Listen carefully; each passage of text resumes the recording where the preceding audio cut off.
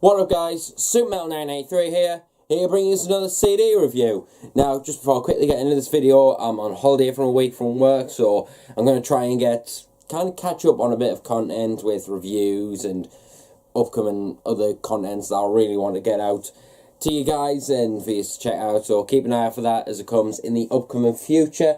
But anyway, we've got a CD review and I'm kind of playing catch up on the CD reviews, and this was another album that was released back in January, and I'm only just getting around to reviewing it now, but I kind of want to do it, so it's been on my list of content that I want to do for the past month or two since I bought the CD. But yeah, this is what I'm going to be reviewing for you today. Yeah, this is the new album from the band of Mice and Men entitled Defy. This is released under Rise Records.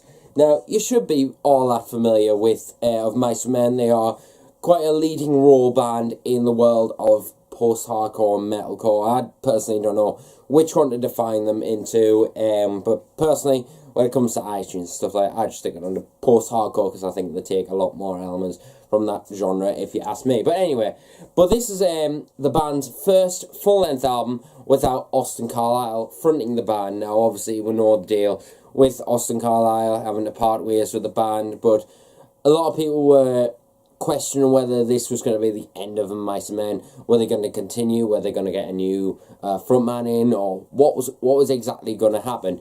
And then we finally got the answer about, I think it was a month, maybe a couple of months after the announcement of the departure of Austin from the band, is that the bassist would be taking up the role of lead vocals.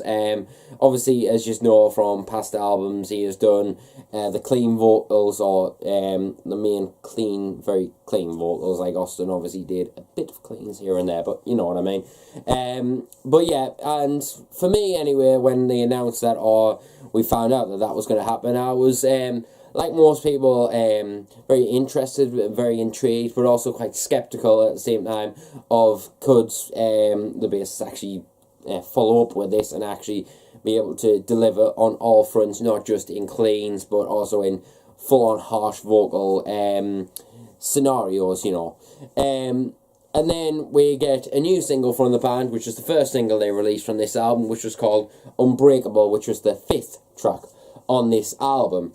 And for me anyway, and particularly my girlfriend as well, we listened to that song non-stop. We thought it was so catchy, and we thought it kind of restored our force, no pun intended for the last album, but it kind of restored our faith in the band and made us think, like, okay, this could be a beginning of a new chapter. It's obviously not going to be the same without Austin, but it was still going to be something really good and something that we personally were really looking forward to, especially after Restoring Force Full Circle and Cold World. It kind of had that same sort of vibe, going for the kind of riff-heavy kind of metalcore. It's a very riffing style of metalcore. It's not obviously just chuk, you know, just break down zeros and all that. It's actually got a lot of groove and a lot of melodies in there for good measure. And it definitely led us to hype up about this album. And I can't remember what the next track they released off this album was, but we'll skip a little bit forward, a little bit to the actual announcement of the album, and it got us pretty excited. I mean, the first single, Unbreakable, was released in 2017. I believe it was the early part of, or midpoint of 2017, and it kind of like kept on questioning like what's going to exactly happen. They're just releasing that as a single, just to say like this is what we're going to sound like or whatever. But in January, we got the unleashment, should we just say, of their new album, which is called Defy.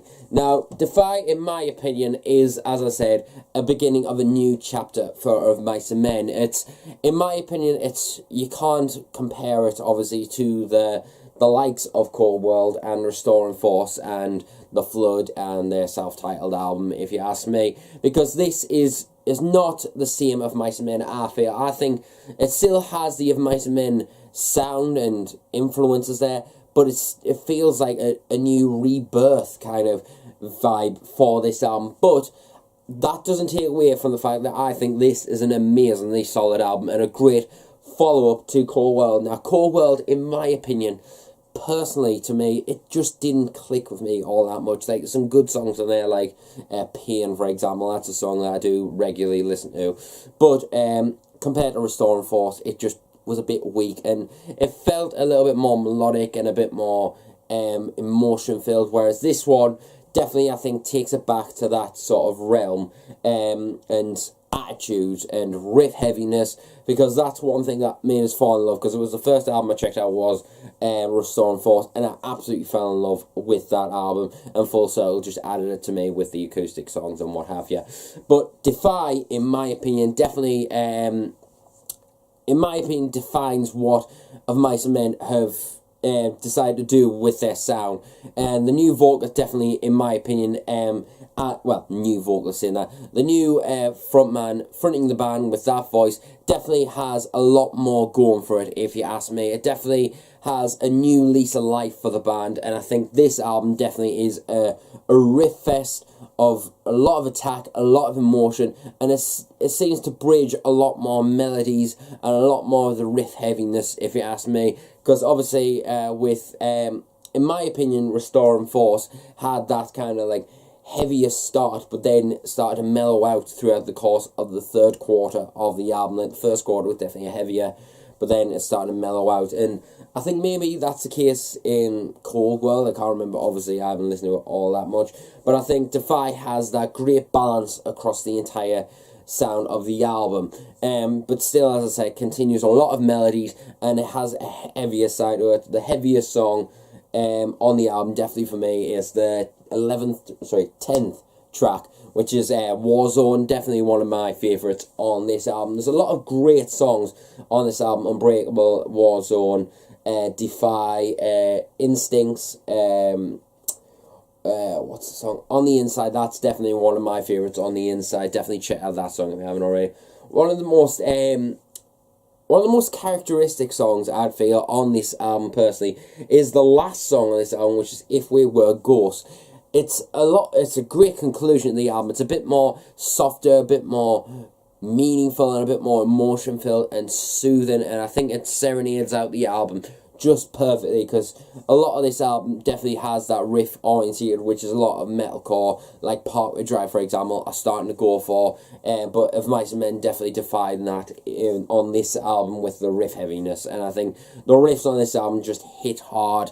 They're memorable and they make you want to headbang, and I cannot wait till in the upcoming future when eventually I will get to see them live with this new lineup, you know what I mean. But it's definitely got a lot of stuff going for it, a lot of likability, a lot of funness. It's definitely a fun album to listen to, and definitely a great continuation of the Of Mice and Men sound, but it's the next chapter. It's, in my opinion, a kind of rebirth for the band. That's how it feels to me, and it probably feels a lot to other people, so let us know in the comments what you personally feel.